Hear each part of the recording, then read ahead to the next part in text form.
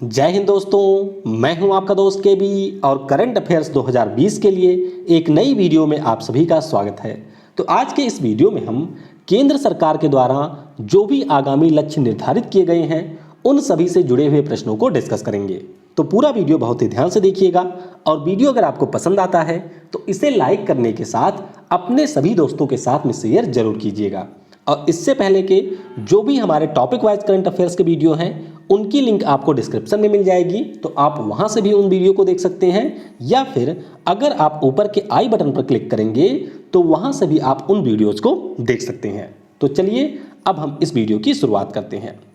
पहला प्रश्न है, भारतीय रेलवे ने वर्ष 2021-22 तक कितने मेगावाट सौर ऊर्जा उत्पादन का लक्ष्य निर्धारित किया है? तो आपको ध्यान रखना है कि भारतीय रेलवे के द्वारा 1000 मेगावाट सौर ऊर्जा उत्पादन का लक्ष्य रखा गया है, यानी कि इस प्रश्न का ऑप्शन सी करेक्ट होगा।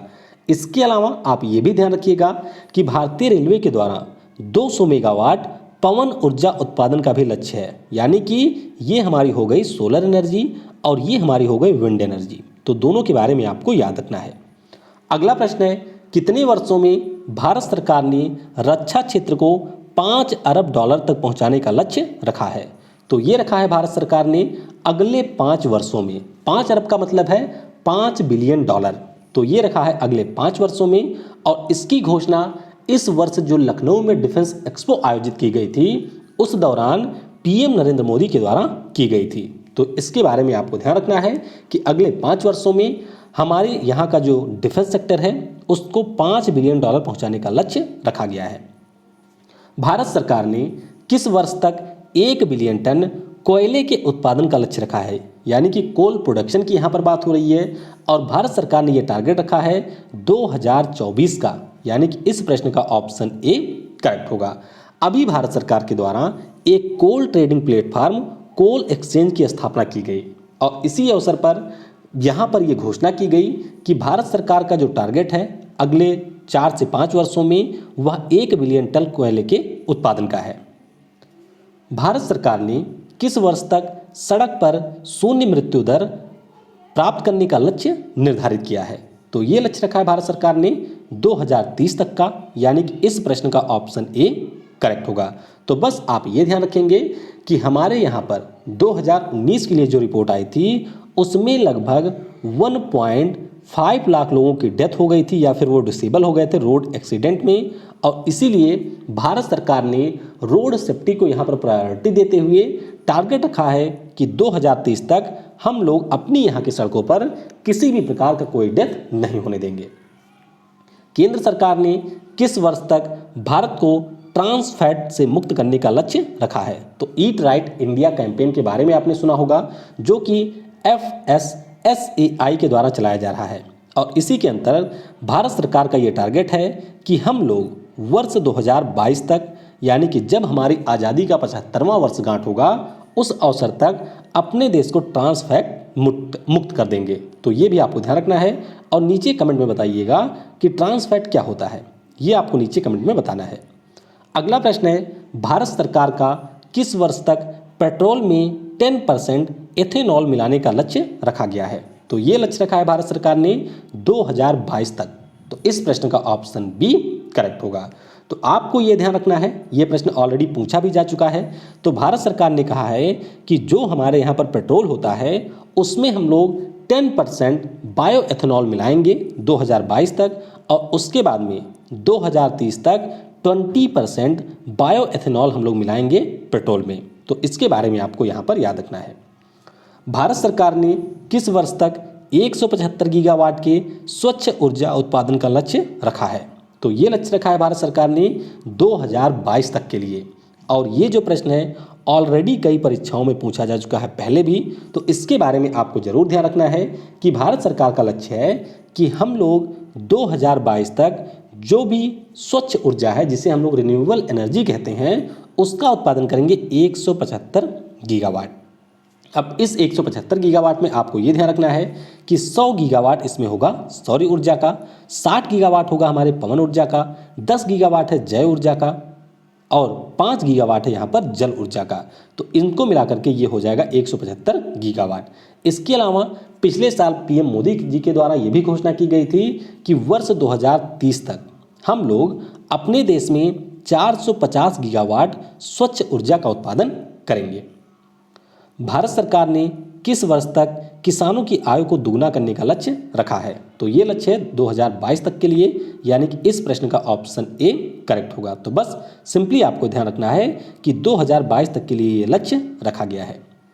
भारत सरकार ने किस वर्ष तक भारत की जो जीडीपी है इसको 5 ट्रिलियन डॉलर रखने का लक्ष्य रखा है? तो वर्तमान में हमारी जो जीडीपी है वह 3 ट्रिलियन डॉलर से कम है।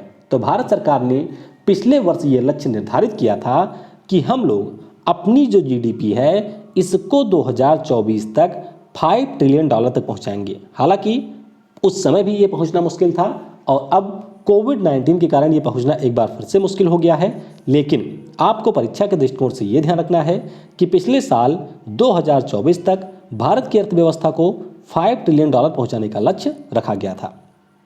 भारत सरकार ने किस वर्ष तक देश को टीबी से पूरी तरह समाप्त करने का लक्ष्य रखा है, यानी कि टीबी मुक्त भारत का लक्ष्य रखा है? तो ये रखा गया है 2025 तक के लिए, यानी कि इस प्रश्न का ऑप्शन ए करेक्ट होगा। तो हमारे देश में टीबी से रोकथाम के लिए या फिर इससे बचाव के लिए एक अभियान की शुरुआत की गई थी जिसका नाम था टीबी हारेगा देश जीतेगा कैंपेन। और इसी के अंतर्गत भारत सरकार का ये लक्ष्य है कि हम लोग 2025 तक अपने देश से टीबी को पूरी तरीके से समाप्त कर देंगे। लेकिन यहाँ पर आपको ध्यान रखना है कि जो यूनाइटेड नेशन है यानी कि संयुक्त राष्ट्र है उसका लक्ष्य है कि हम 2030 तक पूरी दुनिया से टीबी को समाप्त करेंगे। तो दोनों के बारे में आपको यहाँ पर ध्यान रखना है। यहाँ पर आप देख सकते हैं India aim to eliminate tuberculosis by 2025 5 years ahead of global target, यानी कि जो वैश्विक टारगेट है 2030 का उससे हम लोगों ने 5 साल के कम समय में इसे समाप्त करने का लक्ष्य रखा है। भारत सरकार ने किस वर्ष तक देश से मलेरिया को समाप्त करने का लक्ष्य रखा है? तो ये लक्ष्य है 2027 का, यानी कि इस प्रश्न का ऑप्शन हमारा बी करेक्ट होगा। तो यहाँ पर आप थोड़ा सा ध्यान देंगे, भारत सरकार का यहाँ पर मलेरिया को समाप्त करने के लिए 2 प्रकार के कैंपेन हैं। एक हमारा है national framework for malaria elimination जो कि है 2016 से 2030 तक के लिए, और एक है नेशनल स्ट्रेटेजिक प्लान जो कि है 2017 से 2022 तक के लिए। तो भारत सरकार का ये लक्ष्य है कि जो हमारे कैटेगरी 1 और कैटेगरी 2 टाइप के डिस्ट्रिक्ट हैं वहाँ से हम एलिमिनेट करेंगे 2022 तक। उसके बाद में कैटेगरी 3 की बात हुई है और फिर फाइनली जाकर के मलेरिया को पूरे देश से एलिमिनेट कर दिया जाएगा 2027 तक। तो ये टारगेट है भारत सरकार का। भारत सरकार ने किस वर्ष तक भारत से एड्स के उन्मूलन का लक्ष्य रखा है? तो भारत सरकार ने ठीक वही लक्ष्य रखा है जो कि हमारे संयुक्त राष्ट्र का है, यानी कि इस प्रश्न का ऑप्शन ए 2030 करेक्ट होगा। तो जैसा कि मैंने आपको बताया टीबी का लक्ष्य है 2025, मलेरिया का है 2027 और एड्स का है 2030। तो सभी के बारे में यहाँ पर आपको ध्यान रखना है। पूरी दुनिया में एड्स के विरुद्ध कार्य करने वाली एक संस्था है जिसका नाम है United Nations programme on HIV and AIDS. तो इसी ने ये टारगेट रखा है कि पूरी दुनिया से हम लोग 2030 तक एड्स नाम की जो बीमारी है इसको समाप्त करेंगे। अगला प्रश्न है जल जीवन मिशन के अंतर्गत किस वर्ष तक केंद्र सरकार का सभी ग्रामीण क्षेत्रों में स्वच्छ जल पहुंचाने का लक्ष्य है? तो ये लक्ष्य रखा गया है 2024 तक के लिए, यानी कि इस प्रश्न का ऑप्शन सी करेक्ट होगा। तो ये आपको ध्यान रखना है। यहाँ पर आप पढ़ सकते हैं, ये हमारे भारत सरकार की ऑफिशियल साइट है जहाँ पर कहा गया है कि 2024 तक हमारा जो भी रूरल इंडिया है वहाँ के जो भी हाउस होल्ड हैं उनको हम लोग टैप कनेक्शन पहुँचाएंगे, यानी कि पाइप के माध्यम से जल पहुँचाएंगे जिससे वह स्वच्छ जल को एक्सेस कर सकते हैं। केंद्र सरकार ने किस वर्ष तक सभी को घर उपलब्ध कराने का लक्ष्य रखा है? तो ये लक्ष्य 2015 में ही रखा गया था और इसका टारगेट है 2022 का, यानी कि housing for all by 2022 mission इसका नाम ही है और national mission for urban housing के नाम से भी इसे जाना जाता है। तो ध्यान रखिएगा 2022 तक के लिए ये टारगेट है। अगला प्रश्न है one card one ration one nation one ration card, ये नेशन होगा, one nation one ration card के तहत कब तक भारत के सभी राज्यों को आपस में जोड़ने का लक्ष्य रखा गया है? तो इसका लक्ष्य रखा गया है मार्च 2021 तक के लिए, यानी कि इस प्रश्न का ऑप्शन डी करेक्ट होगा। ये हमारा होगा मार्च 2021।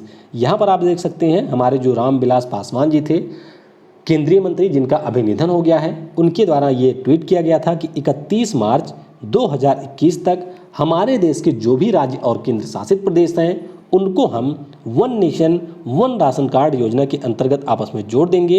इसका मतलब ये है कि अगर आपके पास में राशन कार्ड है जिसके माध्यम से आप जा करके राशन लेते हैं, तो फिर आप उस राशन कार्ड के माध्यम से पूरे भारत में कहीं पर भी जा करके इस प्रकार से राशन ले सकते हैं। तो यही स्कीम है one nation one ration card की।